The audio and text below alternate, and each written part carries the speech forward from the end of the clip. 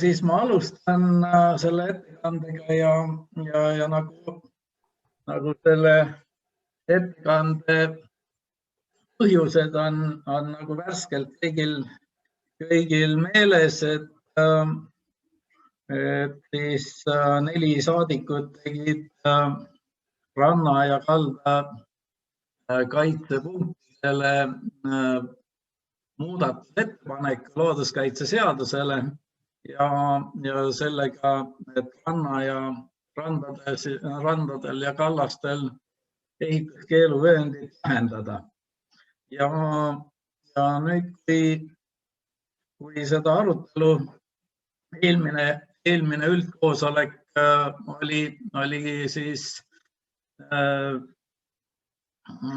Hannes tegi hea ülevaate randade ja kallastel toimuvatest muutustest, füüsilistest muutustest kaldajoone osas, siis loogiline jätk sellele on tänane ettekanne, kus me Lauri Kleiniga käsitleme siis nendel kallastel ja randadel elavat loodust ja missugune mõju võiks olla siis ehitamisel elusale loodusele. No, kõigepealt tuleb öelda, et rannad ja kaldad on siis meie piirkonnas ühed elurikkamad piirkonnad ja seda eelkõige siis sellepärast, et siin kohtuvad nii madalas vees elavad ja toituvad kui ka siis maismaal elavad liigid ja seda kõikide taksonite. Ja siis eelkõige on nad elupaigaks siis poolveelistele liikidele, näiteks kahepaiksed ei saaks muidu kuidagi hakkama, kui nendel ei oleks seda kaldavööndit. Veelinnud, poolveelised imetajad, rääkimata selgrootudest ja siis loomulikult, et nad saaksid seal hästi elada, siis on neil vaja ka toiduobjekte, olgu nad siis taimse või loomse näol. Ja nagu me teame kõik, et eriti loomade puhul on siis see, et kui esmatähtis on õhk, mida hingata, siis järgmisel kohal on kohe, et on ka vaja juua ja need, kus siis ikka seda juua saab, eriti suuremate loomade puhul kui mitte veekogudest. Ja üks väga suur ja oluline osa siis rannikualadel ja kallastel on see, et kuna see veekogud ja veekogude kaldad on siis liikumisel igal juhul barjääriks, siis kõikide veekogude kallastel kulgevad siis liikumisteed ja need liikumisteed ühendavad siis rohevõrgustikku selliseid olulisi tuumalasid. Et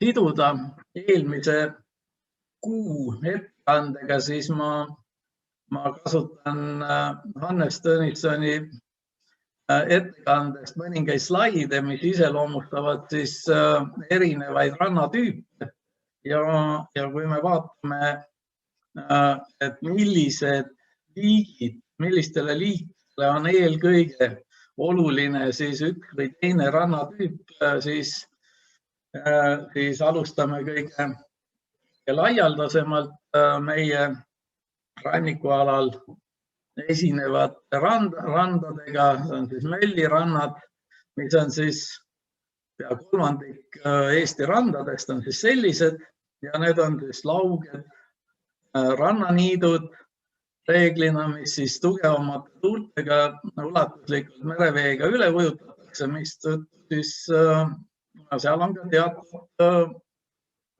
elutingimused ja siis vastavalt sellele ka siis eripärane elustik.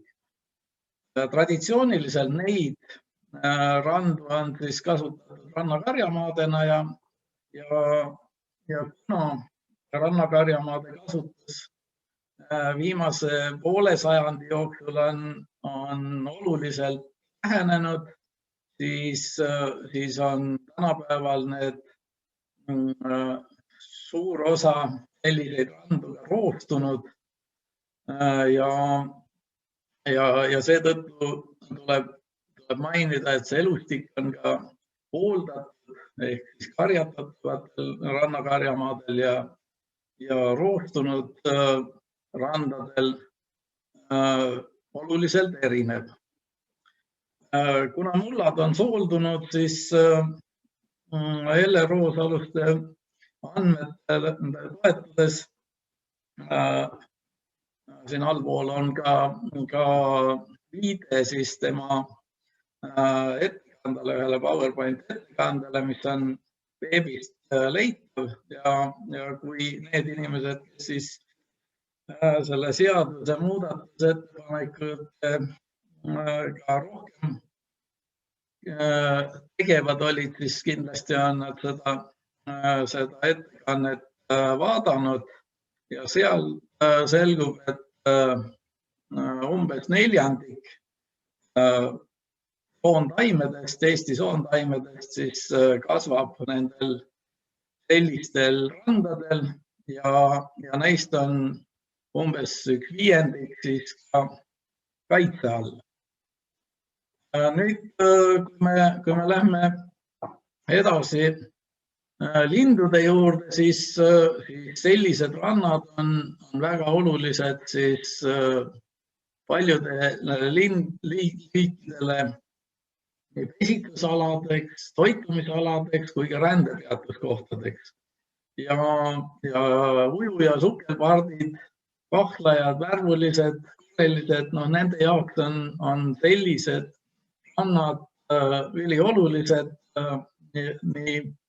nii pesitsemiseks kui ka toitumiseks ja haruldasematest või ohustatumatest liikidest võiks siis siin välja tuua niidurüüdid ja tutkad ja kui siis selliseid tüüpilisi karakterliike tahta välja tuua, siis ja turgoovitajad ja punajalgpildrid on siis sellised esimesed indikaatorid sellistele randadele, kui sinna minna ja isegi silmad kinni panna, siis kuulda, et ahah, tõenäoliselt on tegemist seda tüüpi rannaga. Teised väiksematest siis hooldatud rannaniitude iseloomulikest lindudest on siis äänilased näiteks ja kui on roostunud, siis roolinnud ja kurelised, olgu nad siis huigad ja nii edasi. Või hüübid, kes siis ka juba kaugelt kuulda on, et ahah, seda tüüpi rannaga on tegemist. Ja muidugi, kuna me oleme siin Arktika ja Aafrika rändeteel, siis haneliste rändepeatuspaikadena on siis sellised rannad just kõige paremad rändepuhked ja paikadeks. Nii, aga kui me lähme siis edasi kahepaiksete juurde, siis eriti sellised, kus on rannal väikseid sügavamaid kohti, kus siis vesi püsivamalt või ajutiselt olemas on, siis sellised paigad on head kõre elupaikadeks ja siin on kõigile teada, et kuna hooldamata randadel toimub roostumine ja siis kõrrele sobivad elupaigad seal hävivad, aga kui hooldus on korralik peal, siis läheb ka kõrrel jälle natuke paremini. Imetajatest on siis roostunud alad sõralistele head kohad nii elupaigaks kui eriti just suveperioodil on siis rooaladel võtru ja sigu ja nüüd meie natukene uuem tulnud, kes saakal tunneb ka ennast väga hästi nende rooaladel ja rooservaaladel.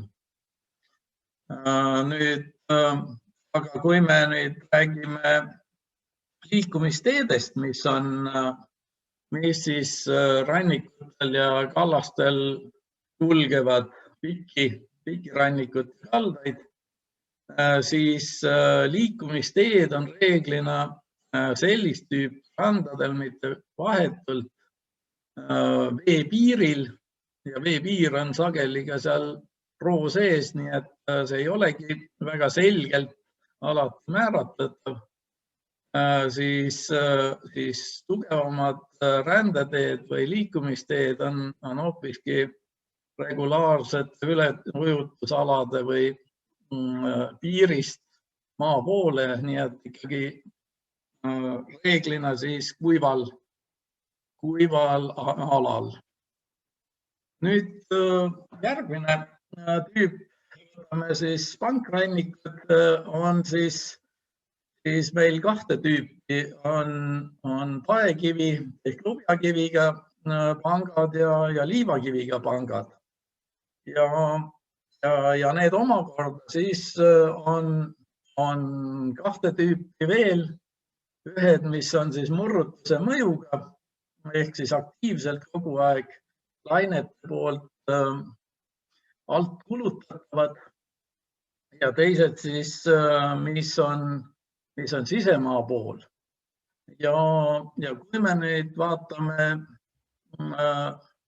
neid elupaiku eraldi, siis näiteks murrutuse mõjuga paekaldaga on siis hea tüüpiline näide on Pakri poolsaar, Pakri neem, Pakeraardi neem ja seal siis on meil ainukene krüüslite pesitsuspaik ja nad siis teevad oma pesad just selle pae ja liivakivi ülemineku alal olevatesse sellise karniiside peale. Aga kui me nüüd vaatame liivakivipaljandeid, siis nendesse teevad hea meelega omale pesi nii jäälinnud kui kaldapääsukesed ja mõlemad teevad ka siis sisemaa paljanditesse ehk siis kuidas kuskil kasutatakse seda terminit, kas müürid või taevaskojad või lihtsalt liivakivi vastangud. Imetajate puhul on siis need liikumisteed on kahte moodi. Kui on panga ees piisavalt kuiva maad, siis toimuvad need liikumisteed või liikumine toimub seal panga all ja panga alust muidugi patrullitakse ka sellepärast, et sealt mereajust ka toitu leida. Nii et kahel põhjusel toimub seal liikumine, aga kindlalt kulgevad liikumisteed hoopiski panga peal ja praeguse seaduse järgi ka, kui siis need ehituskeeluvööndeid ja kaldapiiranguvööndeid kunagi väljaranniku eesvedamisel seadusesse sai sätitud, siis oli alati rannikul lähedal asuvad pangad, siis neid vööndeid hakati või loetakse ka pangaservast, sellepärast et just seetõttu, et alati kulgevad seal pankade servades maa poole liikumisteed. Nüüd järgmine rannatüüp on siis kruusa ja veeristikuga rannad, kus siis tegelikult on kogu aeg tugev lainetuse mõju ja seetõttu need rannad on praktiliselt ilma taimestikuta, aga samas mõningad linnuliigid siiski just armastavad pesitseda või pesitsevadki selles samas veeristiku küll ülemise osa peal. Nendeks on siis liivatüllid või meriskid või naaskelnokad ja eriti on sellise rannaga, kui need rannad on väikesaartel, siis seal on nad olulised lindude pesitsusalad. Ja kuna eelkõige siis, kui selle väikesaartel puuduvad ka rebased ja kährikad või ka mingid, kes neid pesi ei ohuta seal. Ja kui nüüd väikesaari vaadata veel imetajate seisukohalt, siis on need sageli ka hallüljeste lesilateks. Kui jääd ei ole, siis sellistel randadel saavad siis hallülged ka poegitud, aga karvavahetuse ajal on siis need olulised paigad. Liivarannad. Liivarandade puhul on jällegi lainetusest tingitud praktiliselt taljad või taimestikust need alad.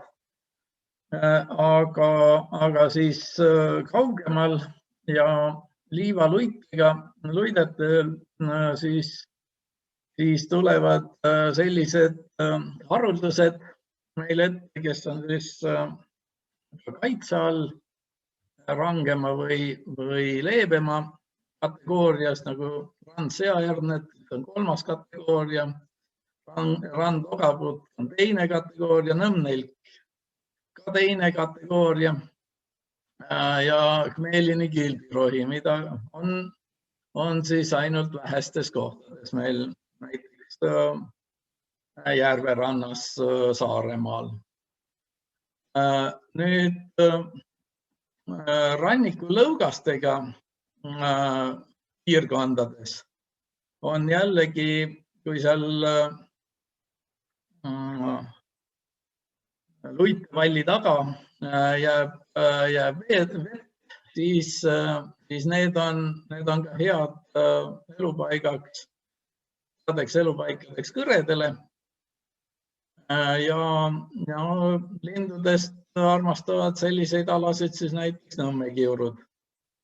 Aga imetajate puhul on siis seal jällegi või seal on nüüd sagedamini see, et imetajad liiguvad seal just rannariba peal veepiiril või siis teine kohas on olulised liikumisteed on hoopiski selle juba kaugemal sellest lainetusest mõjutamata alal, kus siis on püsiv põõsa või puittaimestik, metsaservad või siis reeglina ka kadastikuservad. Nii moreenrandade puhul on, kuna see on niivõrd kivine, siis siis eelkõige elustik, kes seal Reenranna serval siis toimetab, sõltub hoopiski sellest, mis on nende kivise nõlvast edasi kõrgemal platool või olgu ta siis metsad, niidud või siis mõni muu kadastik näiteks ja seal siis toimetavad just eelkõige nendele elupaikadele omased liigid ja imetajate liikumisteed, need kulgevad reeglina ikka seal üleval kalda juba siledamal ribal, nad ei lähe sinna kivide vahele uperdama. Nüüd veekogude puhul, kui me vaatame veekogude kaldaid, siis siin on nagu 3 põhilisemat sellist tüüpi elustiku jaoks on siis jah, paljandid ehk müürid või taevaskajad. Nende elustikust juba natuke rääkisime. Siis lammialad ja nii-öelda normaalsed kõrgemad kaldad, kus siis vesi üle ei käi, aga nad ei pruugi olla mingisugused seinataolised, mis liikumist takistaksid. Ja nende puhul on siis kahepaiksetele olulised on need kaldad siseveekogude veelindudele, nii pesitus kui toitumisalaks, poolveelised imetajad on kõik nendega seotud, nende kohtadega. Siin on eriti oluline ka joogikohtade olemasolu suurematele loomadele ja loomulikult siis kõikidel kallastel on need erinevad liikumisrajad. Ja nüüd ma tuleks siis selle juurde, et puudutas mõningaid momente, mida ma siis kuulates 2 päeva jooksul seda arutelu eelnõu esitajate ja siis küsijate vestlustest. Ja üks selline küsimuste ring oli siis see, et kui suur osa kaldavöönditest siis on moel või teisel kaitse all, ilma et me arvestaks seda ehituskeeluvööndit ja kaldapiiranguvööndit. Ja väide, et need olulised ja väärtuslikud alad, et need on niikuinii juba kaitstud, et ei oleks nagu seda ehituskeeluvööndit nagu vajagi enam. Ja kui nüüd Keskkonnaagentuurilt telliti siis selline analüüs, kiire analüüs, et kui palju siis väärtuslikke alasid tegelikult on kaitse all ja mis siis ei ole, siis laias laastus mõningad arvud ka, et ranna ja kalda piiranguvööndid, mis siis koos üleujutud aladega on Eestis kokku umbes 3460 ruutkilomeetrit. Ja sellest neid kaitstavatele aladele jääb 1085 ruutkilomeetrit ehk 1/3. Nüüd, kui me vaatame ehituskeeluvööndit ja seda niimoodi, et seaduse järgselt otse antud mõõtudega ehk siis meresaartel 200 meetrit, mandrirannikul 100 meetrit ja siseveekogudel 50 meetrit, siis me saame selle selle kogupindalaks 2085 ruutkilomeetrit. Sellest kaitse all on siis 785 ruutkilomeetrit, 38%. Nii, nüüd järgmine küsimus või väide, mida siis välja toodi, et need väärtuslikud alad on siis juba piisavalt kaitstud. Ehk siis üks selline näide on siis Natura elupaigatüübid, et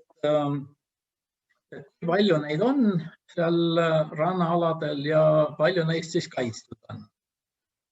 Kui me võtame EELISe või keskkonnaregistri ja seal olevad andmed, siis 832 kilomeetrit on inventeeritud elupaiku registrisse kantud rannaaladel ja kaitstavatel aladel on nendest siis 576 ruutkilomeetrit ehk siis 44%.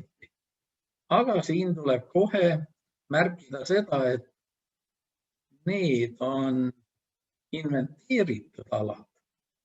Meil ei ole inventeeritud Eestit tervikuna, vaid need on valikuliselt. Ja kui Natura elupaikade inventuure tehti, eelkõige keskenduti juba kaitse all olevatele aladele. Sellest ka see suurem protsent, mis on inventeeritud elupaikadest siis kaitse all aladel või kaitstavatel aladel. Ja veel üks aspekt, mida siis sageli rõhutati seal, et need alad, kus on juba kaitse all, et nendel niikuinii ei muutu mitte midagi. See väide ei ole päris õige, sellepärast et kaitsealadel, kui kehtestatakse kaitse-eeskirju, siis sihtkaitsevööndites tõepoolest ehitamine on keelatud.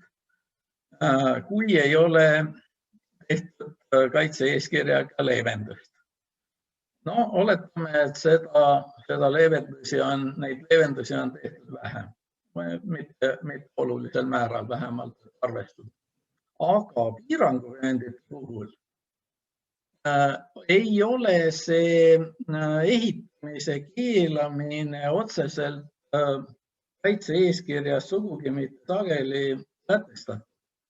Ja nüüd, ja miks pärast? See on see, et kui kaitse-eeskirja nõue langeb kokku üheselt seaduse sättega, siis selliseid sätteid kaitse-eeskirjadesse ümber ei kirjutata.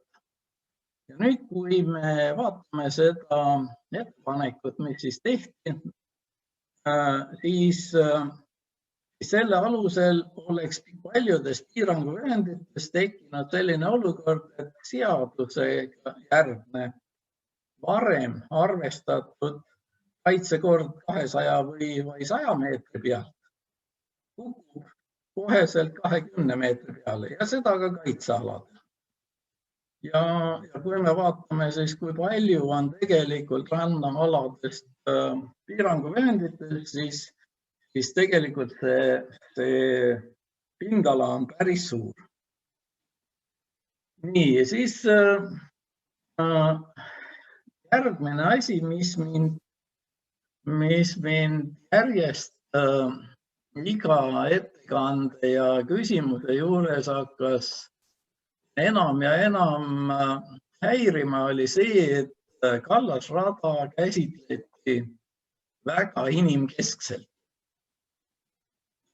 Jällegi ma mäletan seda, kui Veljo Ranniku ranna ja kalda kaitseseaduse ettevalmistamise käigus nägi vaeva, et teha selgeks, et need rannaääred on olulised looduse ja koosluste kaiteks.